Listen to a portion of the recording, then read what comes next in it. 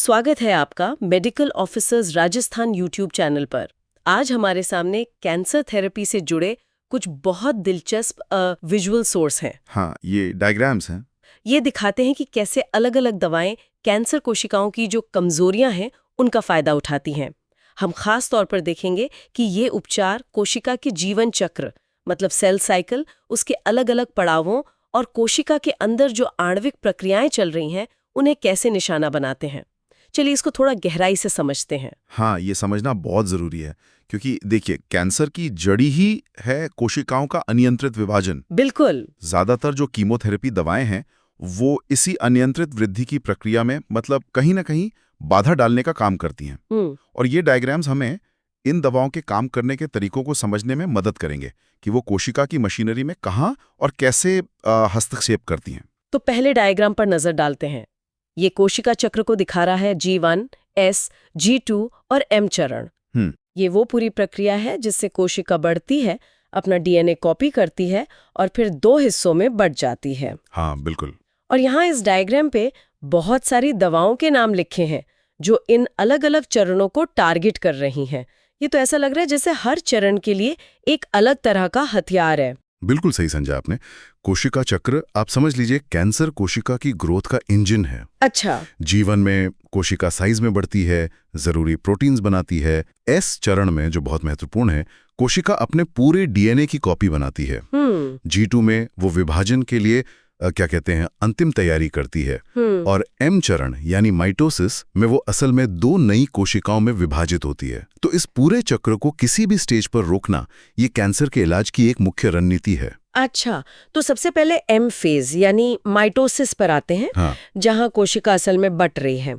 यहाँ microtubule inhibitors जैसे टैक्सिन्स और विंका एल्कलॉइड्स दिख रहे हैं। हाँ, ये कैसे काम करते हैं? कोशिका विभाजन को रोकना तो मतलब बहुत सीधा तरीका लगता है कैंसर रोकने का। हाँ, ये कोशिका विभाजन की प्रक्रिया के लिए जो बिल्कुल जरूरी संरचनाएं हैं, माइक्रोट्यूब्यूल्स, उनको निशाना बनाते हैं। माइक्रोट्यूब्यूल्स। हाँ। ओके। आप माइक्रोट्यूब्यूल्स को कोशिका के अंदर के ढांचे का हिस्सा या धागे जैसे समझ सकते हैं, जो विभाजन के समय गुणसूत्रों को, क्रोमोसोम्स को सही ढंग से अलग करने में मदद करते हैं। ओके।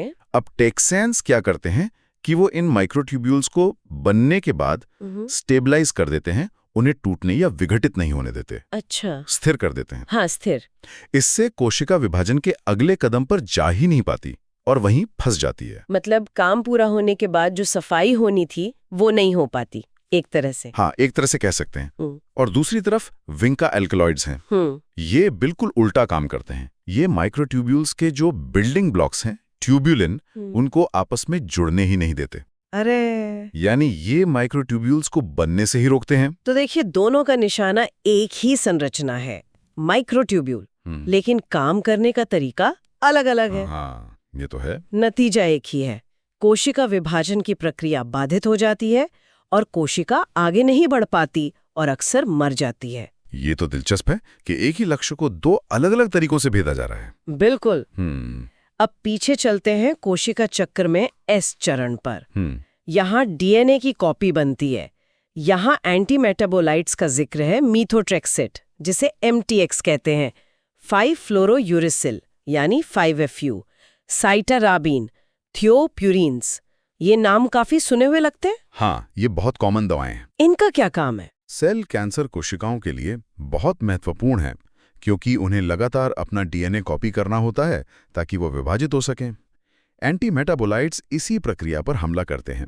ये ऐसी दवाएं हैं जो कोशिका के मेटाबॉलिज्म मतलब चयापचय में बाधा डालती हैं, खासकर उन रास्तों में जो डीएनए बनाने के लिए जरूरी बिल्डिंग ब्लॉक्स, न्यूक्लियोटाइड्स बनाते हैं। बिल्डिंग ब्लॉक्स जैसे घर बनाने के लिए ईंटें लगती हैं। बिल्कुल सही। आप इसे ऐसे समझ सकती हैं, डीएनए बनाने के लिए 4 तरह की ईंटें चाहिए, A, T, C और G, है ना? हाँ। मेथोट्रेक्सेट और 5FU खास तौर पर T यानी थाइमिडीन वाली ईंट के बनने में रुकावट डालते हैं। अच्छा। थियोप्यूरिन्स A और G मतलब प्यूरिन्स वाली ईंटों के बनने में दिक्कत पैदा करते हैं। साइटाराबिन थोड़ा अलग है। ये एक नकली ईंट C जैसा दिखने वाला की तरह काम करता है और डीएनए की चेन में घुस जाता है, जिससे वो चेन खराब हो जाती है और आगे नहीं बढ़ पाती। तो कुल मिलाकर ये दवाएं या तो कच्चा माल कम कर देती हैं या फिर कह लीजिए नकली माल सप्लाई कर देती हैं जिससे डीएनए की सही कॉपी नहीं बन पाती। यानी एस फेज में डीएनए सिंथेसिस को ही ठप कर दिया एक तरह से। ये तो कैंसर कोशिका की बुनियाद पर हमला हुआ। हाँ बिल्कुल। लेकिन इसका असर सामान्य कोशिकाओं पर नहीं पड़ता होगा जो डीएनए बना रही हैं, मतलब जो स्वस्थ कोशिकाएं हैं। आपका सवाल बिल्कुल सही है और यही कीमोथेरेपी की आप कह सकते हैं सबसे बड़ी चुनौती है। ये दवाएं उन सभी कोशिकाओं को प्रभावित करती हैं जो तेजी से विभाजित हो रही हैं और डीएनए बना रही हैं, चाहे वो कैंसर कोशिका हो या सामान्य। हाँ ये तो दिक्कत है। तेजी से विभाजित होने वाली कोशिकाएं भी प्रभावित होती हैं, जिससे हमें वो साइड इफेक्ट्स देखने को मिलते हैं। हाँ, ये दवाएं कैंसर कोशिकाओं पर ज्यादा असर करती हैं क्योंकि वो अक्सर ज्यादा तेजी से और अनियंत्रित रूप से विभाजित होती हैं, लेकिन सामान्य कोशिकाओं पर असर को नजरअंदाज नहीं किया जा सकता। समझ गए। अच्छा, डायग्राम में एस और G2 फेज के बीच टोपोसोमरेज इनहिबिटर्स जैसे एटोपोसाइड और इरिनोटेकिन भी दिख रहे हैं। टोपोसोमरेज ये क्या करते हैं? नाम थोड़ा मुश्किल है। हाँ, टोपोसोमरेज ये बहुत जरूरी एंजाइम है। देखिए, जब लंबा डीएनए धागा कॉपी होता है या उसकी मरम्मत होती है तो वो उलझ जाता है, जैसे रस्सी या पुराना फोन का तार उलझ जाता है। अच्छा, हाँ हाँ। टोपोसोमरेज का काम है इस उलझन को सुलझाना। वो डीएनए को काटते हैं, सुलझाते हैं और फिर वापस जोड़ देते हैं। ओके। टाइम काम नहीं कर पाते हैं तो डीएनए में टूट-फूट मतलब ब्रेक्स जमा हो जाती हैं, खासकर एस और G2 चरण में जब डीएनए पर सबसे ज्यादा काम चल रहा होता है। कोशिका इन टूट-फूट को ठीक नहीं कर पाती और आखिरकार मर जाती है। मतलब डीएनए की मेंटेनेंस टीम को ही रोक दिया। और G2 फेज में ब्लियोमाइसिन का नाम है, ये विभाजन से ठीक पहले का चरण है। इसका क्या खास काम है? ब्लियोमाइसिन का तरीका थोड़ा अलग है। ये सीधे डीएनए के धागों को तोड़ता है, मतलब स्ट्रैंड ब्रेक्स करता है, खासकर G2 चरण में। ओह! ये ऐसा है जैसे डीएनए पर सीधे कैंची चला दी जाए। ये क्षति कोशिका को विभाजन में जाने से रोकती है क्योंकि कोशिका पहले इस क्षति को ठीक करने की कोशिश करती है और अगर सफल नहीं होती तो नष्ट हो जाती है। ठीक है। अब कुछ दवाएं ऐसी भी हैं जो कोशिका चक्र स्वतंत्र मतलब सेल साइकिल इंडिपेंडेंट लिखी हैं, जैसे एल्किलेटिंग एजेंट्स, प्लैटिनम कंपाउंड्स, एंथ्रासाइक्लिन्स। इसका क्या मतलब है? ये किसी भी फेज में काम कर सकती हैं। हाँ, यही इनकी खासियत है। इन्हें इस बात से फर्क नहीं पड़ता कि कोशिका चक्र के किस चरण में है, चाहे वो सक्रिय रूप से विभाजित हो रही हो जैसे G1S, G2, M में, या फिर शांत बैठी हो G0 चरण में। अच्छा। ये सीधे डीएनए पर हमला करती हैं। एल्किलेटिंग एजेंट्स और प्लैटिनम कंपाउंड्स जैसे सिस्प्लैटिन, कार्बोप्लैटिन डीएनए के धागों से रासायनिक रूप से जुड़ जाते हैं और उन्हें आपस में चिपका देते हैं, जिसे क्रॉस लिंकिंग कहते हैं। Cross linking? हाँ, सोचिए जैसे डीएनए की जिप के दोनों तरफ के दांतों को गोंद से चिपका दिया गया हो। इससे डीएनए ना तो पढ़ा जा सकता है ना कॉपी किया जा सकता है। और एंथ्रासाइक्लिन्स? हाँ, एंथ्रासाइक्लिन्स कई तरह से काम करते हैं। एक तरीका है डीएनए इंटरकलेशन। ये दवाएं डीएनए के दो धागों के बीच में सैंडविच की तरह फंस जाती हैं, जिससे डीएनए की संरचना बिगड़ जाती है। अरे वाह! दूसरा, ये टोपोइसोमरेज 2 को भी बाधित करते हैं, जैसा ईटोपोसाइड करता है। और तीसरा, ये फ्री रेडिकल्स भी बनाते हैं जो कोशिका को और नुकसान पहुंचाते हैं। क्योंकि ये कई तरीकों से और किसी भी समय हमला कर सकती हैं, ये काफी शक्तिशाली दवाएं मानी जाती हैं। तो पहला डायग्राम हमें एक तरह की टाइमलाइन दे रहा है कब और किस फेज में हमला करना है। कुछ दवाएं खास समय पर ही वॉर करती हैं और कुछ कभी भी। हाँ बिल्कुल। अब दूसरे डायग्राम पर आते हैं। ये लगता है कि कोशिका के अंदर क्या हो रहा है उस पर जूम इन कर रहा है। सही। ये दिखा रहा है कि दवाएं विशिष्ट अणुओं या मार्गों मतलब पाथवेज को कैसे निशाना बनाती हैं, न्यूक्लियोटाइड बनाने से लेकर सीधे डीएनए, आरएनए, प्रोटीन और अंत में कोशिका विभाजन तक। ये तो और भी गहराई में जा रहा है। बिल्कुल। पहला डायग्राम जैसे कब पर फोकस कर रहा था, ये दूसरा डायग्राम कैसे और क्या पर फोकस कर रहा है। ये हमें उन आणविक पुर्जों मतलब मॉलिक्यूलर टारगेट्स को दिखाता है जिन्हें ये दवाएं जाम करती हैं या तोड़ती हैं। ये दवाओं के काम करने के तरीके, उनके मैकेनिज्म ऑफ एक्शन की ज्यादा विस्तृत तस्वीर है। चलिए इसको भी शुरू से देखते हैं। सबसे पहले है न्यूक्लियोटाइड संश्लेषण के अवरोधक। यहाँ फिर से MTX5FU थायोप्यूरिन्स के नाम है और साथ में हाइड्रोक्सी यूरिया भी है। हाँ, ये पहले डायग्राम की एस फेज वाली बात से जुड़ता है ना? हाँ, ये वही एंटीमेटाबोलाइट्स हैं जिनके हमने बात की थी। ये डायग्राम और स्पष्ट रूप से दिखा रहा है कि ये डीएनए के बिल्डिंग ब्लॉक्स न्यूक्लियोटाइड्स के उत्पादन को कैसे रोकते हैं। MTX और 5FU थाइमिडीन संश्लेषण को कम करते हैं, थायोप्यूरिन्स प्यूरिन A और G संश्लेषण को रोकते हैं और हाइड्रोक्सीयूरिया एक खास एंजाइम राइबोन्यूक्लियोटाइड रिडक्टेज को बाधित करता है, जो सभी तरह के डीएनए बिल्डिंग ब्लॉक्स बनाने के लिए जरूरी है। अच्छा, तो ये सब मिलकर डीएनए बनाने के लिए जरूरी कच्चे माल की सप्लाई लाइन ही काट देते हैं। समझ गई। अगला निशाना सीधे डीएनए ही है। यहाँ alkylating agents, platinum compounds DNA cross linking के लिए, ब्लियोमाइसिन डीएनए स्ट्रैंड तोड़ने के लिए और एंथ्रासाइक्लिन्स, डैक्टिनोमाइसिन डीएनए इंटरकलेशन के लिए दिखाए गए हैं। ये तो सीधे कोशिका के मास्टर प्लान पर ही हमला है। एकदम सही। ये दवाएं सीधे कोशिका के जेनेटिक ब्लूप्रिंट यानी डीएनए को निशाना बनाती हैं। जैसा हमने पहले चर्चा की, एल्काइलेटिंग एजेंट्स और प्लैटिनम कंपाउंड्स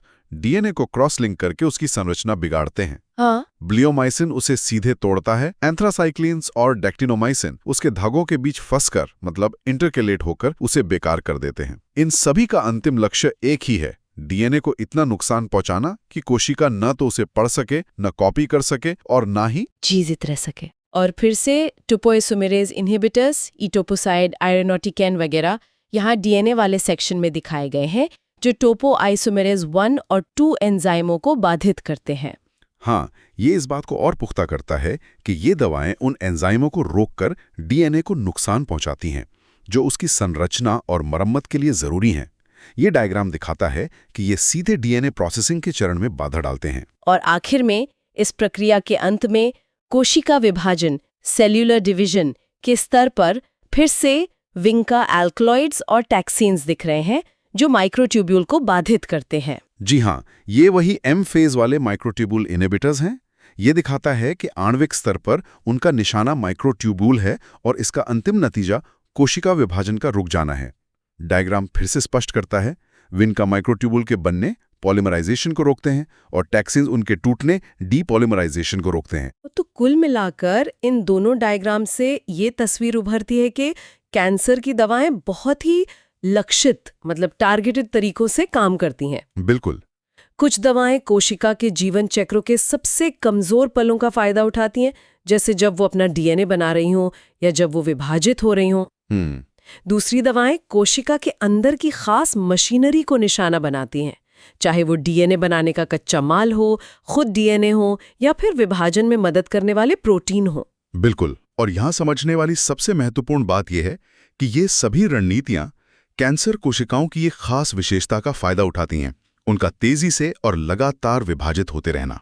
सही। ये उपचार उन प्रक्रियाओं को निशाना बनाते हैं जो सामान्य कोशिकाओं की तुलना में कैंसर कोशिकाओं में कहीं ज्यादा सक्रिय होती हैं। लेकिन जैसा हमने पहले भी जिक्र किया, यही उनकी सीमा भी है। हाँ, वो साइड इफेक्ट्स वाली बात। हाँ, क्योंकि ये दवाएं तेजी से विभाजित होने वाली कोशिकाओं को निशाना बनाती हैं, वे हमारे शरीर की सामान्य स्वस्थ तेजी से विभाजित होने वाली कोशिकाओं को भी नुकसान पहुंचा सकती हैं। यहीं से साइड इफेक्ट्स का मसला आता है और यह सवाल उठता है कि इन उपचारों को और ज्यादा सटीक और ज्यादा प्रिसाइज कैसे बनाया जाए। क्या हम सिर्फ कैंसर कोशिकाओं को चुन चुन कर मार सकते हैं? आज हमने इन डायग्राम्स की मदद से कैंसर थेरेपी के काम करने के कुछ बुनियादी और बहुत ही इंजीनियस तरीकों को समझा। ये साफ है कि ये दवाएं कोशिका के कामकाज की गहरी समझ पर आधारित हैं। हाँ, सेल बायोलॉजी पर। वैज्ञानिक लगातार कोशिका के स्तर पर ऐसी कमजोरियों की तलाश में रहते हैं जिनका फायदा उठाकर कैंसर को हराया जा सके। तो इसका मतलब क्या है? इसका मतलब है कि ये लड़ाई आणविक स्तर पर लड़ी जा रही है, कोशिका की अंदरूनी मशीनरी में। और भविष्य के लिए सोचने वाली बात यह है, जैसे जैसे हम कैंसर कोशिका की बायोलॉजी, उसकी जेनेटिक्स और उसकी खासियतों को और बारीकी से समझेंगे, क्या हम ऐसी दवाएं बना पाएंगे जो सिर्फ और सिर्फ कैंसर कोशिकाओं को पहचाने और नष्ट करें? ये तो बहुत बड़ी बात होगी। क्या हम ऐसी स्मार्ट दवाएं बना सकते हैं जो सामान्य कोशिकाओं को बिल्कुल भी नुकसान ना पहुंचाएं? यही आज टारगेटेड थेरेपी और इम्यूनोथेरेपी जैसे जो उभरते हुए क्षेत्र हैं, उनका लक्ष्य है। अच्छा। जहां कोशिश की जा रही है कि कैंसर का इलाज ज्यादा प्रभावी और कम हानिकारक हो। ये शोध का एक बेहद सक्रिय और उम्मीदों से भरा क्षेत्र है, जो इन बुनियादी सिद्धांतों पर ही आगे बढ़ रहा है।